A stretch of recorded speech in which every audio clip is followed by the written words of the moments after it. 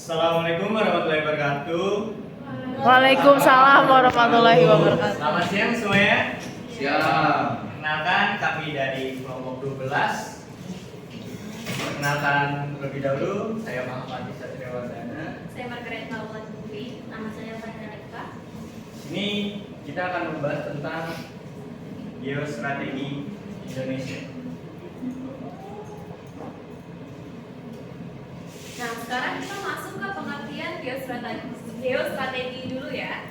Geostrategi itu merupakan strategi dalam memanfaatkan konstelasi geografi negara untuk menentukan kebijakan, tujuan, sarana-sarana untuk mencapai tujuan nasional.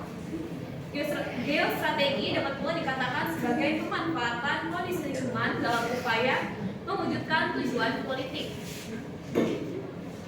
Lalu selanjutnya pengertian geostrategi di Indonesia.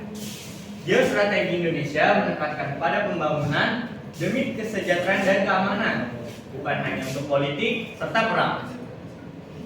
Lalu selanjutnya ada wujud geostrategi Indonesia, yaitu mewujudkan cita-cita proklamasi dan tujuan nasional yang tercantum dalam pembukaan UUD 1945. Juga memerlukan rumusan strategi yang berfokus pada kepentingan politik atau militer, tetapi juga dapat membangun dan dapat peningkatan pada kekuatan nasional. Lalu geostrategi Indonesia juga mengedepankan konsep ketahanan nasional untuk menciptakan masa depan yang aman dan sejahtera bagi masyarakat Indonesia.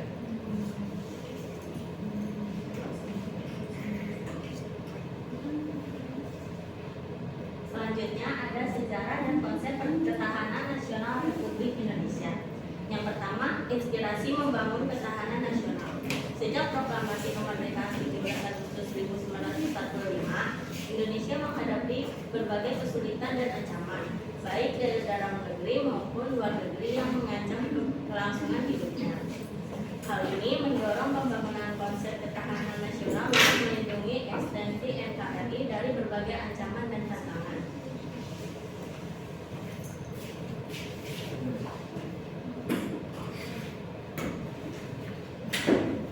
Yang kedua, pokok-pokok pikiran yang mendasari ketahanan nasional bagi bangsa Indonesia, yaitu ada eksistensi manusia Indonesia sebagai manusia berbudaya. Yang kedua, tujuan nasional bangsa Indonesia tercantum dalam pembukaan UUD 1945 alinea keempat. Yang ketiga, makna falsafah dan ideologi Pancasila dalam pembukaan Undang-Undang Dasar 1945 tergantung dalam alinea pertama, kemerdekaan adalah hak segala bangsa dan berjajah bertentangan dengan hak asasi manusia. Alinea kedua ada masa depan yang harus diraih. Alinea ketiga, kehidupan berbangsa dan bernegara harus mendapat ridho Tuhan yang merupakan dorongan spiritual. Alinea keempat, cita-cita yang diterapkan harus dicapai oleh bangsa Indonesia melalui ruang hidup NKRI. Yang ketiga ada konsepsi ketahanan nasional Republik Indonesia.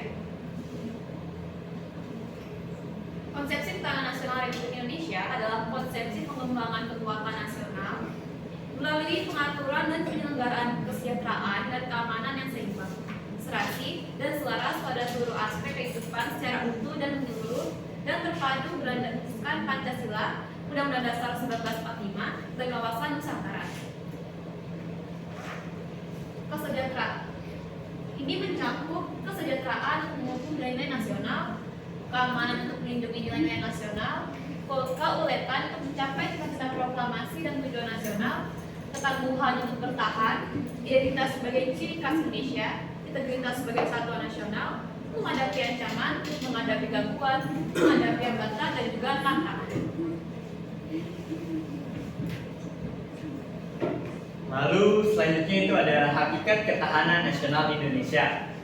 Yang pertama tuh ada keuletan dan ketangguhan bangsa untuk menjamin kelangsungan hidup bangsa dan negara. Lalu yang kedua itu mencapai tujuan nasional melalui pengaturan dan penyelenggaraan kesejahteraan dan keamanan secara seimbang, serasi, dan selaras yang seperti tadi dijelaskan oleh Bulan.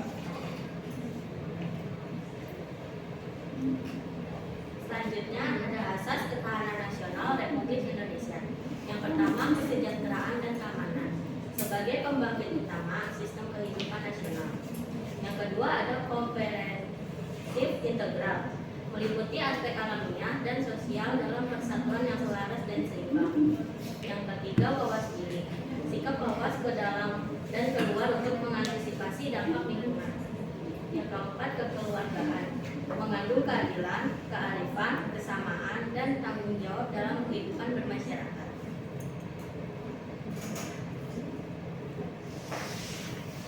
Selanjutnya ada sifat ketahanan nasional Republik Indonesia.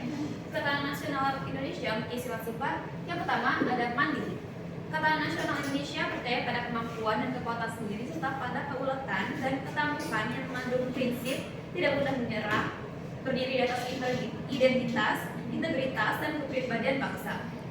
Kemandirian merupakan prasyarat untuk menjalin kerja sama yang saling menguntungkan dalam perkembangan global. Yang kedua adalah dinamis.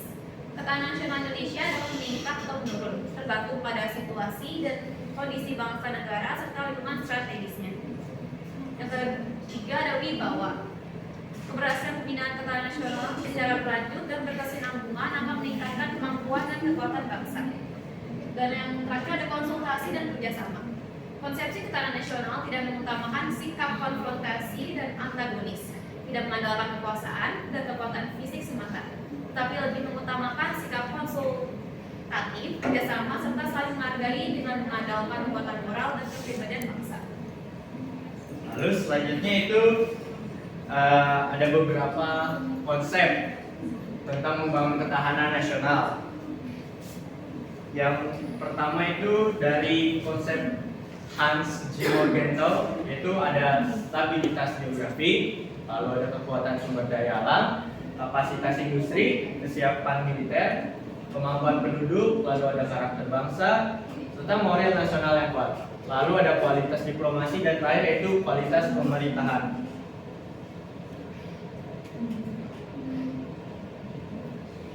Selanjutnya ada konsep Alfred Tahir Mahan tentang ketahanan nasional memfokuskan pada 6 aspek.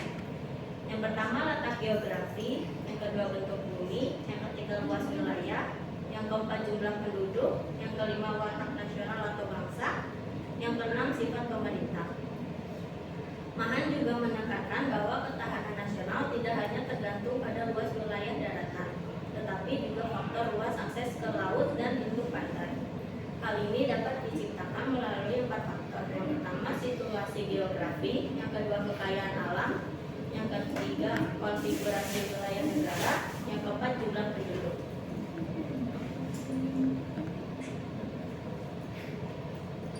Yang C ada konsep right mengenai ketahanan nasional suatu negara dapat dibagi jadi 6 kata. Yang pertama ada perceived power, kekuatan yang dipersepsikan oleh negara lain. Ada critical mass, strategi antara potensi penduduk dan geografi. Ada kemampuan militer, kemampuan ekonomi, strategi nasional, tekad rakyat untuk mewujudkan strategi nasional.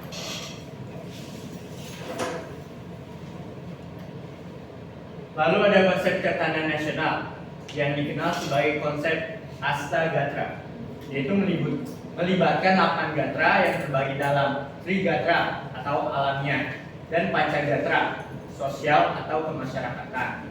Trigatra itu meliputi letak geografis negara, keadaan, dan kekayaan alam, serta keadaan dan kemampuan penduduk suatu negara. Lalu ada Pancagatra meliputi ideologi, politik, ekonomi, sosial budaya, dan pertahanan keamanan.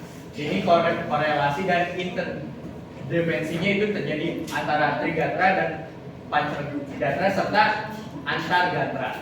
Dengan gatra ideologi ditempatkan sebagai yang pertama dalam Pancagatra oleh Lev Hanas.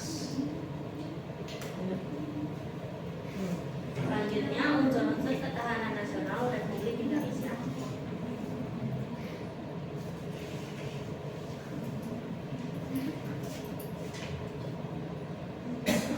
Yang pertama ada Trigatra. Gatra geografi negara, letak geografi Indonesia memberikan gambaran tentang bentuk, getaran, dan bentuk keluar. Bentuk ke dalam menampakkan corak, wujud, isi, dan tata susunan wilayah berupa satu kesatuan laut dengan pulau-pulaunya di dalamnya. Sedangkan bentuk keluar menampakkan situasi dan kondisi lingkungan yang berhubungan timbal balik antara negara dan lingkungannya.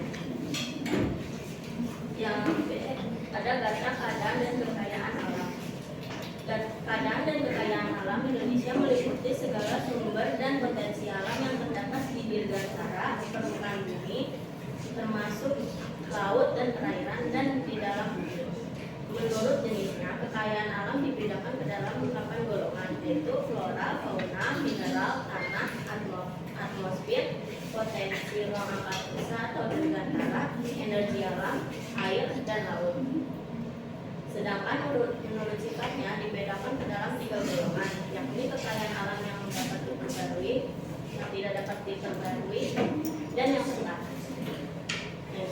Selanjutnya ada gatra keadaan dan kemampuan penduduk. Sebagaimana telah diketahui bersama bahwa pengertian penduduk adalah manusia yang mendiami suatu wilayah negara. Peran manusia yang hidup dan tinggal di Indonesia sangat penting di dalam pengusahaan penyelenggaraan kesejahteraan dan keamanan, di dalam menentukan apa yang akan dilakukan untuk meningkatkan ketahanan nasional negara Indonesia. Selanjutnya ada panca gatra. Yang pertama ada gatra ideologi. Ideologi adalah suatu sistem nilai dan keberatan ajaran yang memberikan motivasi. Ideologi juga mengandung konsep dasar tentang kehidupan yang dicita-citakan oleh suatu bangsa. Secara teoritis, suatu ideologi bersumber dari suatu falsafah dan merupakan pelaksanaan dari sistem falsafah itu sendiri. Bagi bangsa Indonesia, Pancasila merupakan ideologi yang bersifat final dan tidak dapat ditawar lagi sebagai konsep dasar tentang kehidupan yang dicita-citakan. Nilai-nilai dasar Pancasila menjadi sumber aspirasi kehidupan politik, ekonomi, sosial budaya, dan pertahanan keamanan bangsa dan negara Indonesia, baik dalam memberikan gambaran masyarakat yang dicita-citakan maupun dalam melandasi, motivasi, mendorong, dan membimbing pencapaian. Yang kedua ada gatra politik. Sistem politik negara Indonesia dirumuskan berdasarkan nilai-nilai yang dikandung dalam sila-sila dari ideologi Pancasila dan Konstitusi UUD 1945. Pengertian politik negara Indonesia adalah asas, haluan, usaha, serta kebijakan negara tentang pembinaan atau perencanaan pengembangan atau pemeliharaan dan pengendalian, serta penggunaan potensi nasional baik yang potensial maupun yang efektif secara totalitas untuk mencapai tujuan nasional. Sistem politik negara Indonesia pada gatra politik dikelompokkan dalam 2 bagian utama, yaitu politik dalam negeri dan juga politik luar negeri.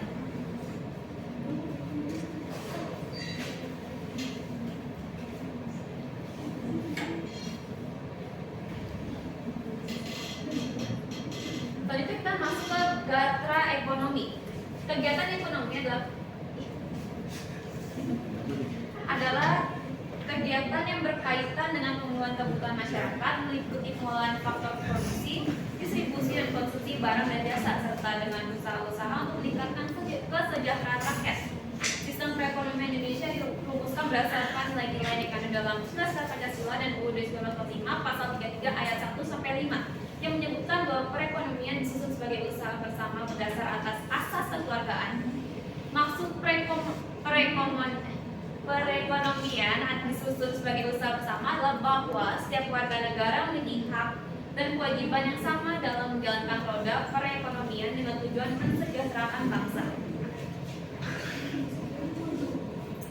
Lalu ada gatra sosial budaya, yaitu tiap masyarakat memiliki 4 unsur penting dalam eksistensi dan kelangsungan hidupnya. Meliputi apa saja, yaitu pertama struktur sosial, lalu kedua pengawasan sosial, ketiga relasi sosial, dan keempat yaitu standar sosial. Oleh karena itu, istilah sosial pada hakikatnya pergaulan hidup manusia dalam bermasyarakat yang berisi nilai-nilai kebersamaan, senasib perjuangan, dan solidaritas. Lalu yang terakhir itu gatra pertahanan keamanan, yaitu kehidupan nasional Indonesia yang diupayakan untuk melindungi kepentingan bangsa dan negara demi tetap terwujudnya kondisi kelangsungan hidup dan perkembangan kehidupan bangsa. Lalu tujuannya untuk memenuhi hak dan kewajiban pertahanan, keamanan negara Republik Indonesia.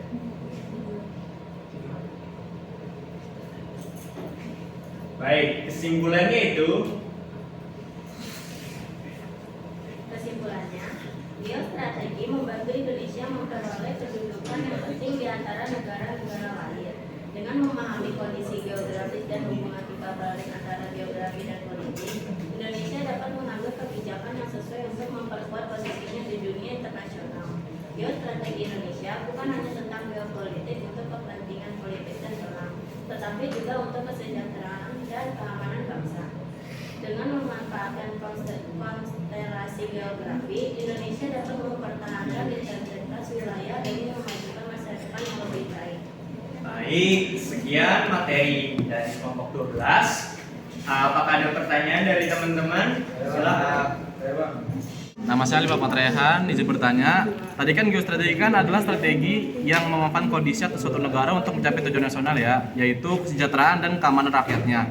Nah, kalau misalnya strategi itu tidak dirancang dan diperhitungkan dengan baik, sehingga kebijakan yang dibuat itu kontroversial, lalu menimbulkan protes dan konflik dari rakyatnya. Menurut kalian itu gimana? Apakah itu termasuk penyelewengan terhadap konsep geostrategi atau gimana? Baik, terima kasih Alif.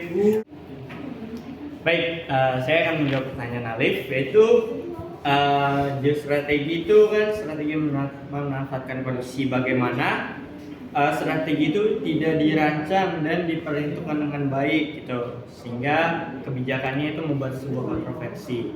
Yang pastinya seperti yang tadi dijelaskan,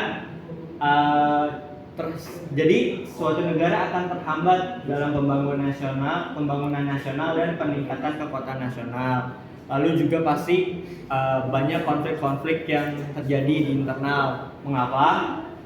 Ketahanan nasional itu juga sangat penting buat keamanan dan kesejahteraan.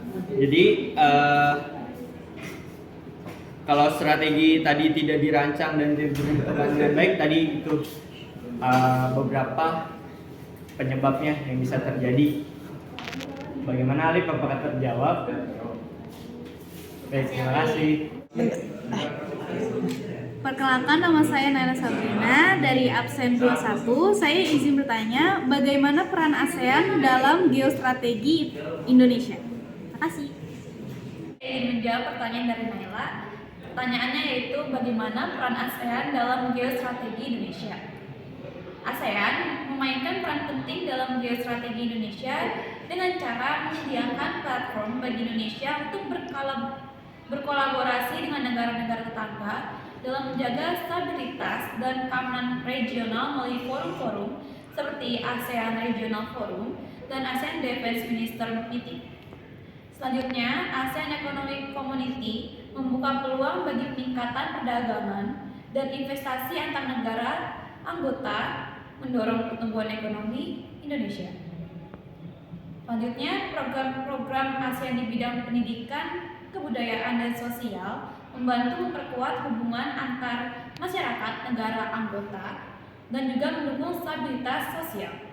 Dan terakhir, ASEAN juga memfasilitasi kerjasama maritim untuk memastikan keamanan dan keselamatan di perairan Asia Tenggara yang merupakan jalur perdagangan penting bagi Indonesia. Baik, apakah sudah terjawab, Naila? Sudah. Perkenalkan, nama saya Sakila Nazari, absen 28. Saya mau tanya, apa saja tantangan geostrategis yang dihadapi di Indonesia? Baik, saya akan menjawab pertanyaan Sakila. Apa saja tantangan geostrategis yang dihadapi Indonesia? Yang pertama ada keamanan maritim, ancaman seperti pembajakan, penyelundupan, dan klaim teritorial yang tumpang tindih di Laut Cina Selatan. Yang kedua, kedaulatan wilayah, yaitu mempertahankan kedaulatan atas wilayah pembatasan yang seringkali menjadi sengketa dengan negara tetangga. Yang ketiga, ekonomi dan pembangunan, kesenjangan pembangunan antara wilayah barat dan timur Indonesia yang perlu diatasi untuk memastikan pembangunan yang merata. Yang Yang keempat, lingkungan hidup, yaitu eksploitasi sumber daya alam yang berlebihan dan kerusakan lingkungan yang dapat mengancam keberlanjutan ekosistem. Yang kelima, diplomasi internasional, yaitu menavigasi dinamika geopolitik global termasuk persaingan kekuatan besar seperti Amerika Serikat dan Tiongkok, serta pengaruh regional lainnya. Baik, sekian dari kelompok 12, kurang lebihnya mohon maaf. Wassalamualaikum warahmatullahi wabarakatuh. Waalaikumsalam warahmatullahi wabarakatuh.